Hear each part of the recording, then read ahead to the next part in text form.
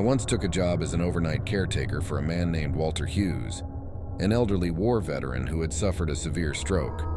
He was paralyzed from the waist down and nonverbal, requiring round-the-clock assistance.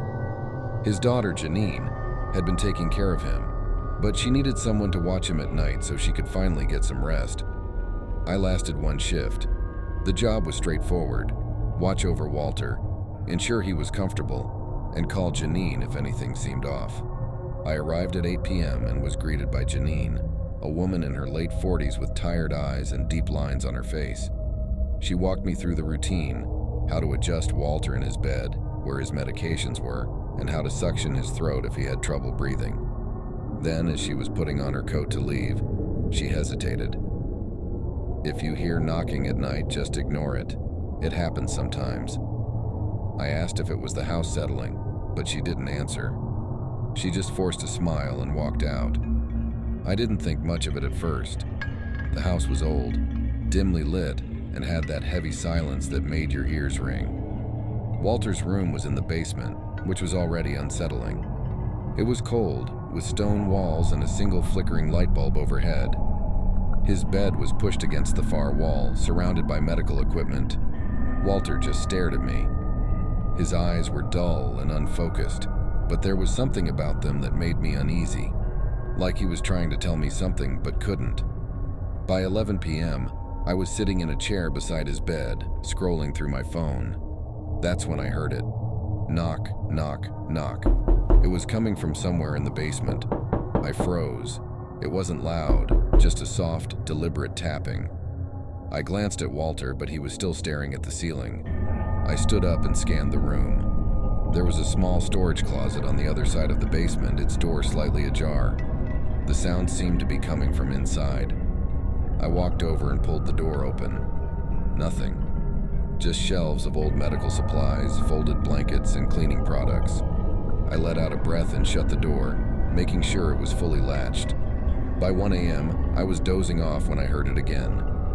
Knock, knock, knock, louder this time. I snapped awake and turned toward the storage closet. The door was open again.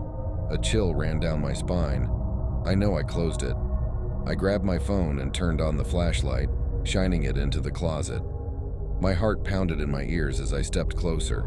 I nudged the door fully open with my foot, and then Walter started making a noise, a low, wet, gurgling sound. I spun around. His eyes, usually unfocused, were now locked onto mine, wide and terrified. His lips trembled and his fingers twitched slightly against the bedsheet. I had no idea what to do. He looked like he was trying to warn me. And then, behind me, knock, knock, knock, right against the closet door. I ran to Walter's bedside, grabbed his limp hand and squeezed it. "You're okay," I whispered, though I was shaking myself. The knocking stopped. For the next hour, I sat in the chair, gripping Walter's hand like it was the only thing keeping me safe. The closet door remained open, a dark, yawning void in the corner of the room. By 3 a.m., my nerves were frayed. I decided to close the closet door one last time, just to prove to myself that nothing was there. As I approached, a rancid smell hit me, something damp and rotting. It poured from the closet like an invisible fog. I gagged and covered my nose.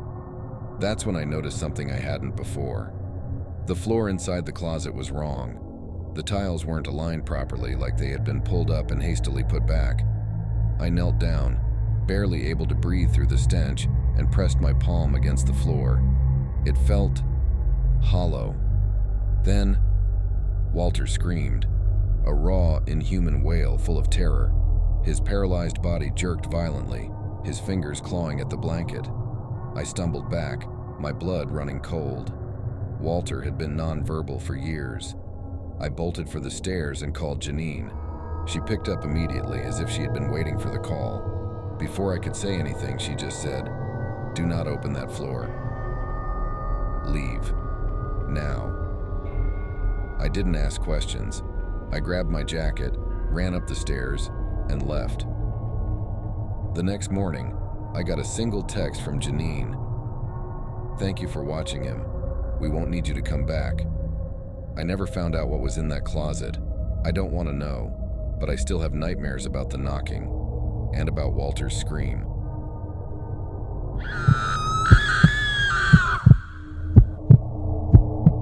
It was my first day working for a local plumbing company. The boss, Dave, assigned me a job that felt like a hazing ritual, some rundown house out in the middle of nowhere. The call was for a leaky pipe under the sink, a basic job. When I pulled up to the house, my stomach dropped. It was barely standing.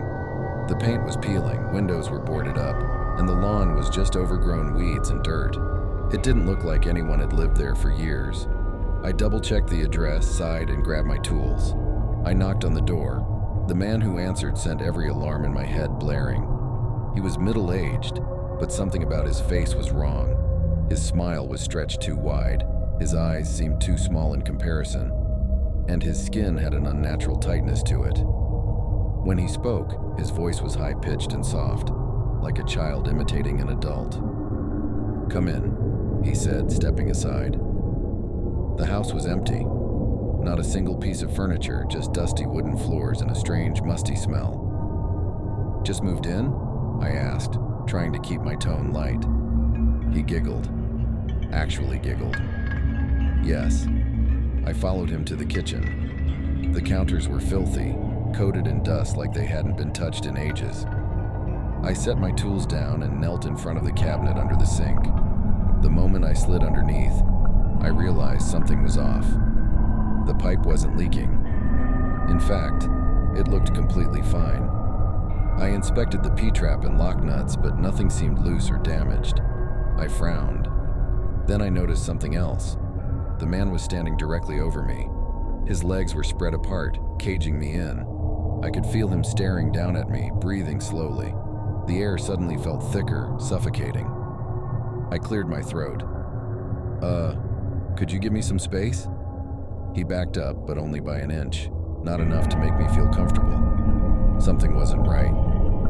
I crawled out from under the sink and turned on the faucet to see where the leak might be coming from. Nothing happened. No water, not even a drop. I turned to face him. "Hey, why isn't the water running?" He just smiled. "Oh, I must have shut off the main valve." His voice was so casual, like he'd just forgotten to turn off a light. But that didn't make any sense. You don't just accidentally shut off your entire house's water supply. I stared at him. He stared back. "How do you do something like that by mistake?" I asked. He just shrugged, his grin never faltering. "Can you turn it back on?" His smile widened. "Sure, I'll be right back." I watched as he left the kitchen, but instead of going to a basement or utility closet like any normal person, he walked up the stairs. I froze. I've worked in plumbing for a while now, and I have never seen a main water valve located upstairs. That's just not how houses are built. Then I heard it. Footsteps, multiple sets of them. Heavy, hurried footsteps rushing down the stairs. That was all I needed. I grabbed my tools and ran. I didn't look back, didn't hesitate. I threw myself out the front door, sprinted to my van, and locked it the second I was inside. As I pulled away, I stole one last glance at the house. The front door was wide open, and in the darkness beyond, I saw more than one figure watching me. I called Dave and told him it was just a prank because that sounded better than admitting I was scared out of my mind. Later, I did some digging. The house was abandoned. No one had lived there for years. The number that called in the job? A voice-over IP number, meaning it wasn't tied to any real person. I reported the incident to the local police, but I don't know if they ever checked it out. I only worked for that plumbing company for a year, and I never went back to that part of town again.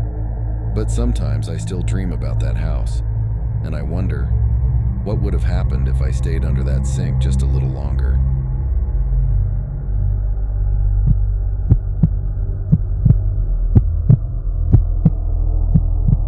Back in 2019, I worked at Domino's. It was my first night on the job. I only took it because I needed money for college supplies, my dorm, and basically to survive. That night, I was being trained, which meant I'd go on deliveries with my manager so he could evaluate how I did. It was around 8 p.m. when we got an order. Unlike modern stores with big electronic maps, we had to look up locations manually on our phones. The order was for 4 large pizzas and 2 bottles of Pib. I still remember it. Since it was my car, I was the one driving. My manager sat in the passenger seat, and another trainee, someone I had just met, sat in the back. We punched in the address. It was far, way out in the middle of nowhere. Now my town was old, so it wasn't unusual to drive miles between houses.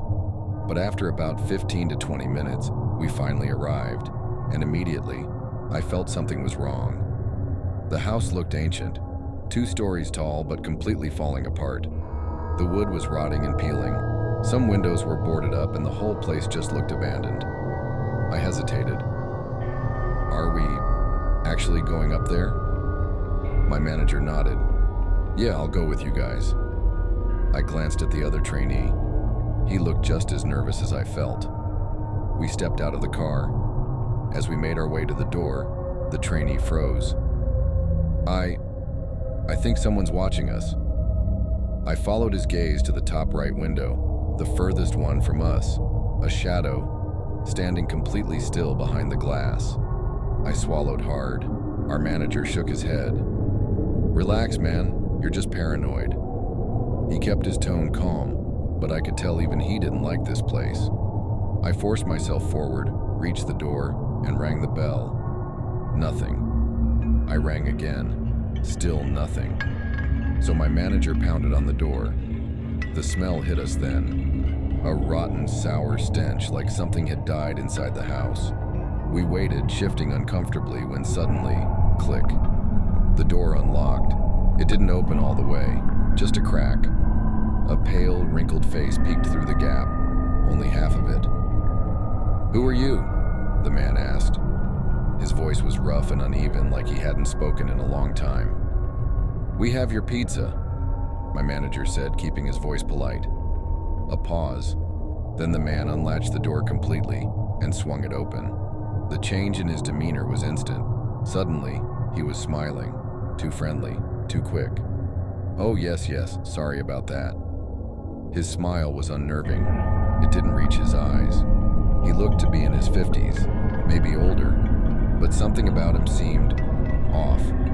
His clothes were ragged and he was too thin, like he hadn't eaten in a while. Come in, he said.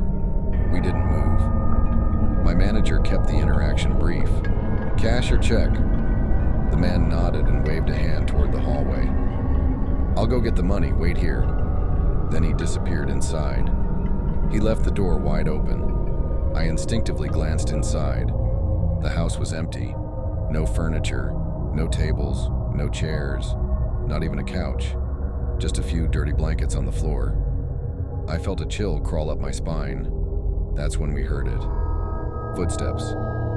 Coming from upstairs. Slow, deliberate, more than one set. I suddenly remembered what the other trainee said earlier. Someone was watching us, they were still here. My manager called out, "Hey, you got the money?" Silence. Then the footsteps stopped. The air grew thick. I realized I was holding my breath. My manager muttered under his breath, "Wait here, I'll check around back." I wanted to protest, but before I could, he was already moving. The trainee and I stood there frozen. Then, thump. A sound from below us. Not upstairs, not behind us, beneath us. The house had a basement. The trainee and I exchanged a nervous glance. The realization hit both of us at the same time. There were people downstairs too. Before we could react, we heard it. A scream. Our manager. Then frantic footsteps. He came sprinting around the corner, his face pale, his breathing ragged. Get in the car, now. We didn't question him. We ran. I've never driven faster in my life. As we sped down the road, my manager finally spoke. His voice was shaking. When I got around back, he started. I saw them. Saw who? I asked. He swallowed hard. A group of men, just sitting around a tiny campfire. No tents, no sleeping bags, just sitting there. My stomach twisted. That's it? No, he whispered. In the middle of them was a baby deer. The car was dead silent. They were laughing at it, like it was some kind of joke. The thing was barely alive, and they just sat there watching it suffer. My blood ran cold. The other trainee was shaking his head, whispering, "What the hell? What the hell?" We never went back. The trainee and I quit the next day. Our manager lasted one more month before he left too. I never worked a delivery job again, and to this day I still wonder, if we had gone inside that house, would we have ever come back out?